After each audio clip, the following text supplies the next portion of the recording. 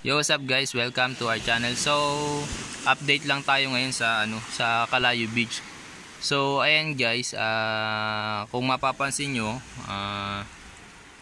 kulay brown yung yung ating dagat ngayon. So, ayan, kulay brown. Tsaka medyo malalaki yung alon. Ayan. So, kulay brown talaga yung beach. So kasi minsan maraming nagtataka ng minsan mga bisita na mga pumupunta dito, nagtataka sila na bakit kulay brown samantalang yung nakikita nila sa Facebook or yung napanood nila sa video sa Facebook ay ay malinaw. So kumbaga yung pinopromote ng iba or ipinopost ng iba nating mga bisita or mga taga rito is malinaw. So kasi nga po may epekto ito nung bagyo. So since po tayo tag-ulan season, ayan. Kahit yun nga po tag-ulan season, so nangyayari talaga na lumalabo yung ating dagat, yung ating beach dito sa Calayo. So kaya yung minsan kasi yung iba nagtataka din, nakapunta sila dito is summer. Ayan, 'di ba? Summer pumunta sila dito. Ngayon tapos expected nila na ganun pa rin yung yung tubig or yung beach. Expected nila na malinaw pa rin, na hindi pa rin maalon. So, pag pumupunta sila dito, minsan nadidismaya sila. So,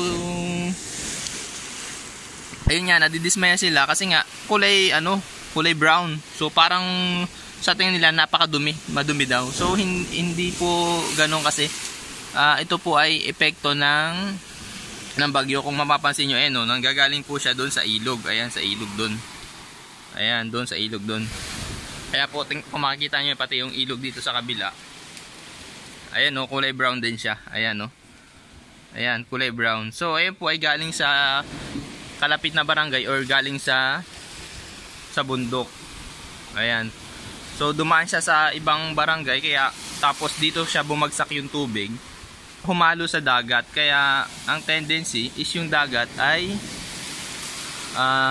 naging kulay brown. So ayun po. So kita nyo naman or kung mapapansin nyo naman sa mga ibang nakarating nga, nakita nyo naman na tuwing kapag summer or hindi tag-ulan season, kapag kalmado or walang ulan, walang bagyo, is malinaw naman ng tubig. So ito po ay lilinaw din naman itong ating karagatan.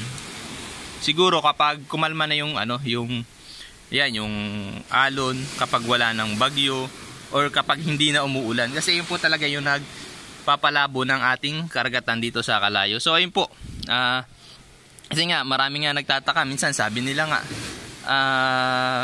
sinasabi nila sa Facebook,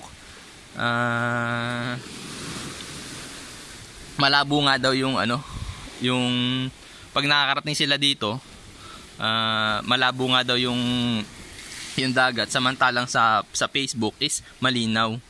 Kumbaga kaya minsan nadidismaya sila. So ayun nga po, kaya nga po nagkakaganito. Ayan, kung mapapansin nyo, ayan, marami ring mga basura talaga. Ayan, kasi nga po epekto pa ito ng bagyo. So itong si bagyong Carding, alam nyo naman. Ayan po, tsaka malalaki talaga yung alon. So ayun po, sa mga nagtataka, natural po ito kapag tag-ulan season. So ayun nga po, lilinaw naman yan kapag wala nang bagyo or kalmado na, or kapag pag wala na talagang mga bagyo, wala nang ulan. So ayun po, sa mga nagtataka, natural lang po ito dito sa Calayo, sa dagat. Kahit naman sa ibang lugar ganun din po.